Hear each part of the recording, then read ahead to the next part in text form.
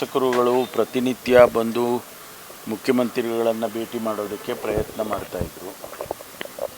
ಅದಕ್ಕೆ ಮುಖ್ಯಮಂತ್ರಿಗಳು ಇಲ್ಲಪ್ಪ ನೀವು ಬಂದು ಇಲ್ಲಿ ನನ್ನನ್ನು ಕಾಯ್ಕೊಂಡು ಇದು ಮಾಡುವ ಸಮಯ ವ್ಯರ್ಥ ಮಾಡ್ಕೊಳ್ಳೋದು ಬೇಡ, ಕ್ಷೇತ್ರಗಳಲ್ಲಿ ಹೋಗಿ ಕೆಲಸ ಮಾಡ್ಕೊಳ್ಳಿ, ನಾವು ಕಾರ್ಯಕ್ರಮಗಳನ್ನೆಲ್ಲ ಕೊಟ್ಟಿದ್ದೇವೆ, ಅದರಿಂದ ನಾನೇ ನಿಮಗೆ ಅವಕಾಶ ಕೊಡ್ತೇನೆ, ನಿಮ್ಮದು ಏನೇನು ಸಮಸ್ಯೆಗಳಿದೆ ಅದನ್ನೆಲ್ಲ ನಾವು ಮಂತ್ರಿಗಳನ್ನೂ ಕರಿತೇನೆ, ಮುಖ್ಯವಾದಂಥ ಇಲಾಖೆಗಳನ್ನ ಮಂತ್ರಿಗಳನ್ನೂ ಕರಿತೇನೆ, ಬಂದು ನಿಮಗೇನು ಕೆಲಸ ಆಗಬೇಕು ಅಥವಾ ನಿಮ್ಮ ಸಮಸ್ಯೆ ಏನಿದೆ ಅದನ್ನು ಚರ್ಚೆ ಮಾಡಿ ಅದನ್ನು ಬಗೆಹರಿಸ್ಕೊಡ್ತೀನಿ ಅಂಥೇಳಿ ನಾಳೆಗೆ ಅಂತ ಇತ್ತು, ಅದು ನಿನ್ನೆ ಅಡ್ಜರ್ನ್ ಆಯ್ತಲ್ಲ, ಹಾಗಾಗಿ ಇವತ್ತೇ ಮಾಡೋಣ ಅಂಥೇಳಿ ಕರೆದಿದ್ದಾರೆ. ನಾವೆಲ್ಲರೂ ಕೂಡ ಬೆಳಗ್ಗಿಂದ ಸಾಯಂಕಾಲವರೆಗೂ ಇವತ್ತು ಬ್ಯಾಚ್ ಬೈ ಬ್ಯಾಚು 3 ಜಿಲ್ಲೆ ಅಥವಾ 4 ಜಿಲ್ಲೆ ಆ ಥರ ಏನೋ ಒಂದು ಅರೇಂಜ್ಮೆಂಟ್ ಮಾಡಿದ್ದಾರೆ.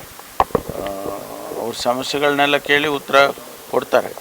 ಕಾಂಗ್ರೆಸ್ MLAಗಳು ಮಾತ್ರ ಕರೆದಿದ್ದಾರೆ. ಹೌದು, ಕಾಂಗ್ರೆಸ್ MLAಗಳಿಗೆ ಚುನಾವಣೆಗಿನ್ನ ಹೆಚ್ಚಾಗಿ ನಮ್ಮ ಪಕ್ಷ ಒಂದು ಯುನೈಟೆಡ್ ಆಗಿರಬೇಕಲ್ವ. ಈಗ ನಾವು ಆಡಳಿತ ಪಕ್ಷ ಆಗಿ ನಾವು ಯುನೈಟೆಡ್ ಆಗಿಲ್ಲದೆ ಹೋದರೆ ಅವ್ರ ಸಮಸ್ಯೆಗಳನ್ನ ನಾವು ಬಗೆಹರಿಸ್ತಾ ಇದ್ದರೆ ಆಡಳಿತ ಪಕ್ಷ ಅಂದಮೇಲೆ ಮಾಡಲೇಬೇಕಲ್ಲ. ಯಾವುದೇ ಆಡಳಿತ ಪಕ್ಷ ಯಾವುದೇ ಸರ್ಕಾರ ಇದ್ದಾಗ ಆಡಳಿತ ಪಕ್ಷಕ್ಕೆ ಅವರು ಒಂದಿಷ್ಟು ಒತ್ತು ಕೊಡ್ತಾರೆ.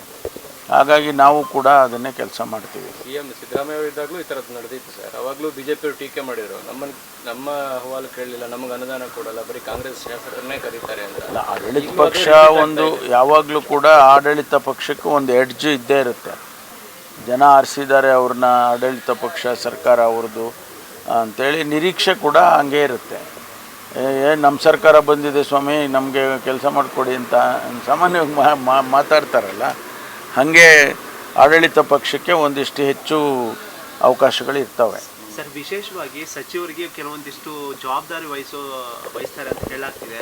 ಅಂದರೆ ಈ ಸರ್ಕಾರದ ಯೋಜನೆಗಳನ್ನು ಜನರಿಗೆ ಮುಟ್ಟಿಸೋದಾಗಲಿ, ಇವಾಗ ಎಕ್ಸಾಂಪಲ್ ಭಾರತ್ ಜೋಡೋ, ಅದರ ನಂತರ ಮುಂಬರುವ